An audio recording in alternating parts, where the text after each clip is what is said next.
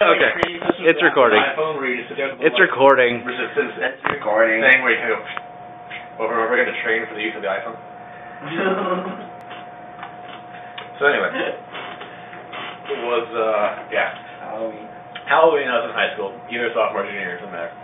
And went over to my friend's house down in Sarasota, Florida.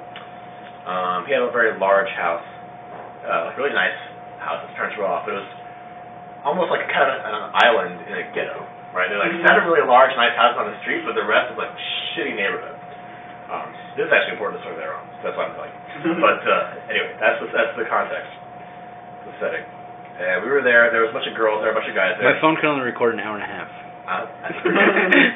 We were just goofing off at his house, kind of walking around, doing shit in the yard. We had a bonfire at one point, so his hat got put in the bonfire, burned up. But anyway, finally the girls left to go home. Most of us were planning on sleeping over there. But before we went to bed, we decided, let's go out and what do we want to do? We're going to go to 7-Eleven. No, Walgreens. Or was it CVS? I think it was CVS.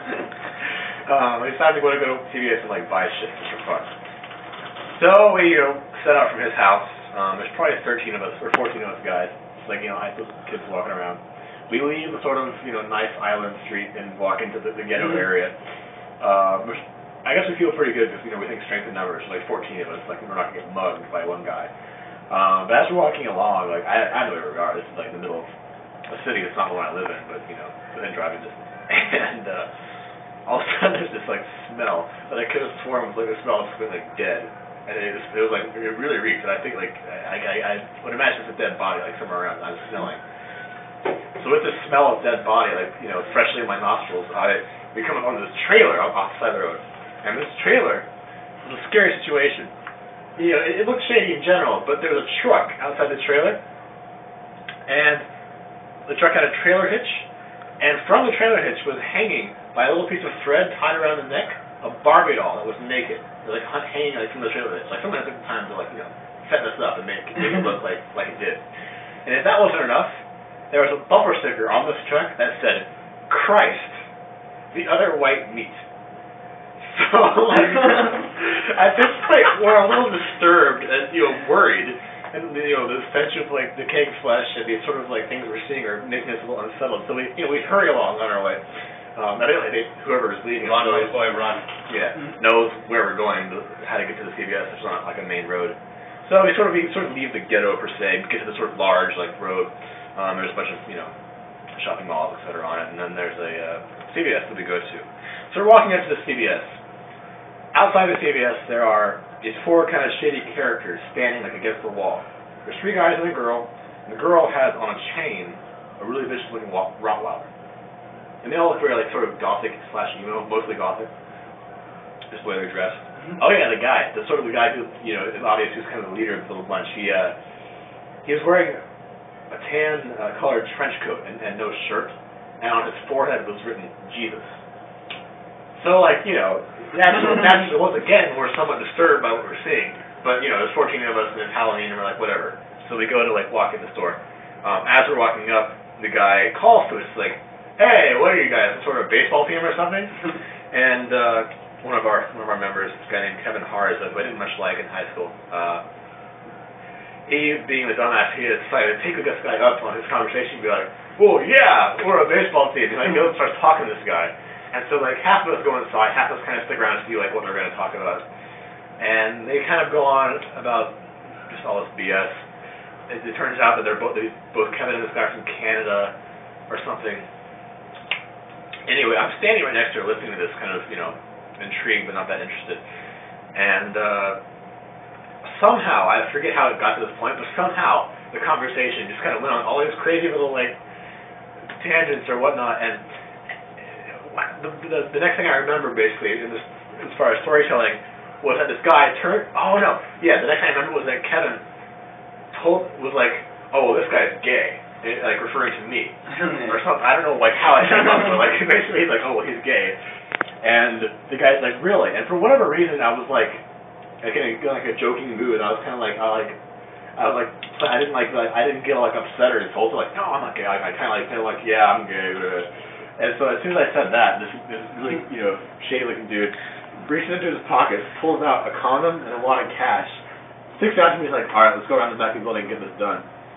At that point, I'm like, fuck, this could end very badly. And so, not knowing what to do, I like look around, and there in the, you know, the automatic sliding door of the CVS is a friend of mine named Josh.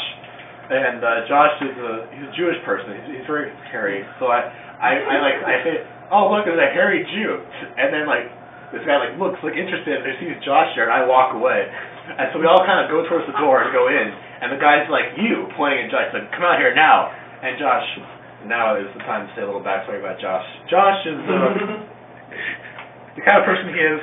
He's the kind of person, if you ask for money, like kind of borrow something, he'll always give it to you. Yeah. If you need a ride, he'll always give you a ride somewhere. He's very much a pushover.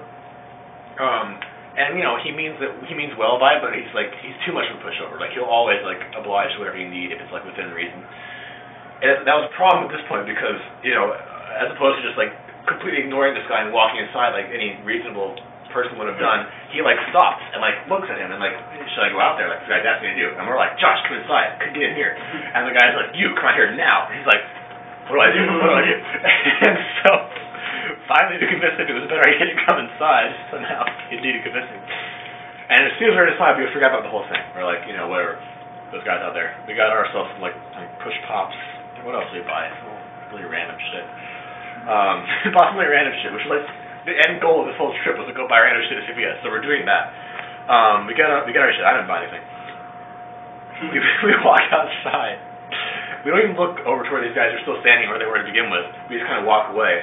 But then we glance back, and these guys start following us. You know, with the dog, with everything. They're like following us through the parking lot. We're like, shit. So we're walking through this larger parking lot, heading towards a sort of, you know, shopping center, the largest building of which is a Barnes & Noble, I think. And we're kind of like, we're walking along, we know they're following us, but we're not like acknowledging them. And we're like, don't run, don't start running, don't start running. And then like people in front start running. It's like everyone starts running. The guys back are like, shit, they start running. And then it wasn't Kevin, but it was some other guy who was running in flip-flops. Like his shoe came off. He lost one of his shoes. So he just thought he was like, my shoe, but they were too close. Like, damn it. So he kept running with one shoe. And we made it to the doors of the Barnes & Noble. We walk inside. It's like 11:30 at night. Or not that late, but it was late.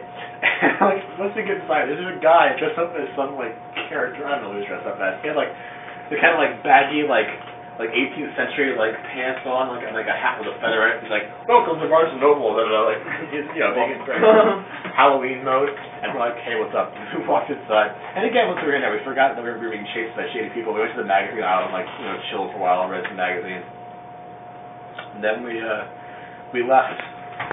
And they were still out there, kind of chilling in the parking lot, and we sort of started walking towards the direction of home. And they started following us again, but then finally they broke off.